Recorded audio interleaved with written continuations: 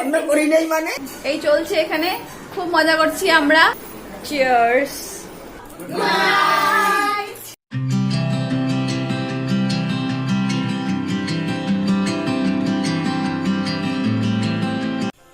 Hey everyone, welcome back to my channel. তোমরা সবাই কেমন আছো? আমি খুব ভালো আছি।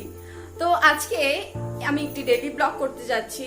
আজকে আমাদের বাড়িতে অনেকে এসেছে, আমি এক এক করে তোমাদের সাথে পরিচয় করিয়ে দিব যে আমাদের বাড়িতে কারা কারা আসছে।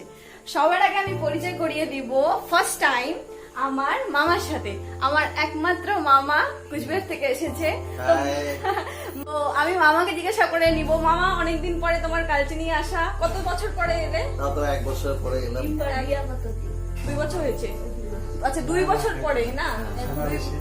2 বছর একবার আসা হয়েছে। হ্যাঁ মাঝখানে বিয়েতে ভাইয়ের আশীর্বাদে। হ্যাঁ একবার মামা এসেছিল মাঝখানে, তারপরে তাও মানে 1 বছর পরেই আর কি বলা যায়। তো 1 বছর পরে কালচিনি এসে কেমন লাগছে? ভালোই লাগছে। আচ্ছা তুমি কিছু বলতে চাও আমার দর্শকদেরকে, বন্ধুদেরকে? বলি সবাই ভালো থাকুক। আচ্ছা একদম তাই, সবাই ভালো থাকো তোমরা। আর এখন হচ্ছে আমি পরিচয় করিয়ে দিব আমার মামির সাথে। মামি কেমন লাগছে কালচিনি এসে? ভালোই লাগছে। ভালো লাগছে। মামি পায়েলকে কিছু বলে দাও। পায়েল হলো আমার মামাতো বোন। পায়েল তুমি এখানে থাকলে খুবই ভালো লাগতো, তোমাকে আমরা মিস করছি। অবশ্যই ও ভিডিওটা দেখবে, তাই না? ও আসতে খুবই ভালো লাগতো। তারপরে আমি পরিচয় করিয়ে দিব আমাদের অনেক বড় একজন মেম্বার, বিউটিফুল আমার ভাগ্নি রিমি। রিমি হচ্ছে বিউটি কুইন, তাই না? বিউটি কুইন রিমি, সবাইকে হাই বলো। হাই বলো। গুড গার্ল, হাই বলেছে সবাইকে। রিমি খুব ভালো, খুব মিষ্টি আর বিউটিফুল একটি মেয়ে। তারপরে আমি পরিচয় করিয়ে দিব আমার দিদিদের সাথে। আমার মাসতুতো বোনেরা এসেছে। সব থেকে প্রিয় দিদি ভক্তিদি। ভক্তিদি অনেক দিন পরে, কতদিন পরে আসছিস বল? 5 বছর। 5 বছর পরে আমাদের বাড়িতে এসেছে। কেমন লাগতেছে? ভালো লাগতেছে, খুবই ভালো লাগছে বলছে। আরেকজন আমার দিদি, ও আমার সব ফেভারিট। এরা দুজন হচ্ছে আমার ফেভারিট দিদি। এটা হচ্ছে আমার মুক্তিদি, মাসতুতো দিদি। আমার যে মাসি এসেছে তাদের মেয়েরা। তো মুক্তিদি কেমন লাগছে বলো? খুব ভালো লাগছে। 2 দিন হলো আসছি। আর কত বছর পরে এখানে আসা? 3 বছর প্রায় হয়ে গেল। 3 বছর পরে আসছি, সেই মিশরকে দেখতে আসছি। বাবা যেহেতু অসুস্থ, আগেই বলেছিলাম তোমাদেরকে, তো সেই জন্যই সবাই এসেছে বাবাকে দেখতে। আর আমার বিউটিফুল মাসি, তোমরা সবাই জন্য মাসি টেস্টি রান্না করে। আজকে মাসি কিছু রান্না করে নাই না? রান্না করি নাই মানে ডাল করছি, মাংস করছি, আচ্ছা কুমড়া ভাজি করছি, আচ্ছা তারপরে পাপড় ভাজছি, ভাত রান্না করছি। করছো? হ্যাঁ সব রান্না করছি। মিথ্যা কথা বলা যাবে না। আর এখানে বসে আছে আমার বাবা।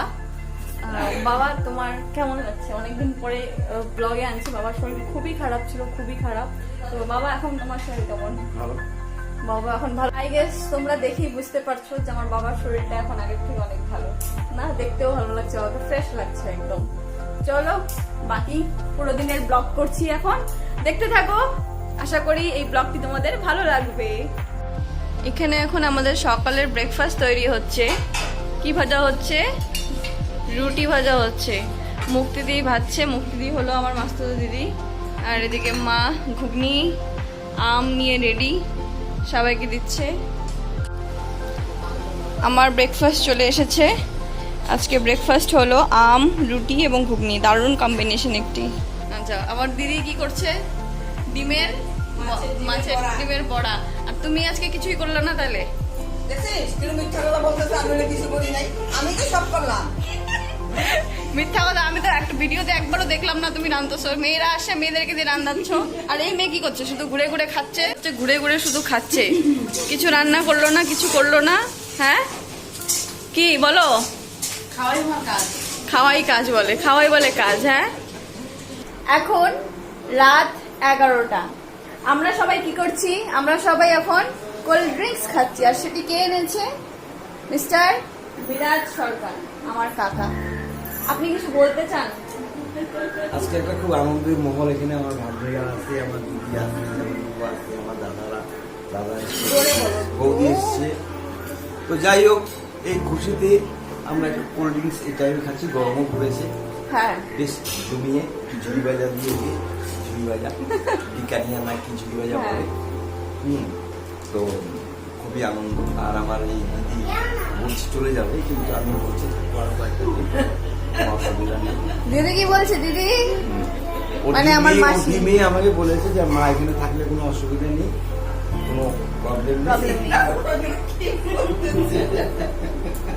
কিছু না, পাগলামি আর আনন্দ আর ফান এই চলছে এখানে। খুব মজা করছি আমরা। চিয়ার্স। তো আমাদের খাওয়া দাওয়া শেষ, আমরা দারুণ খাওয়া দাওয়া করলাম, এখন আমরা সবাই শুতে যাচ্ছি। তো সবাই একটু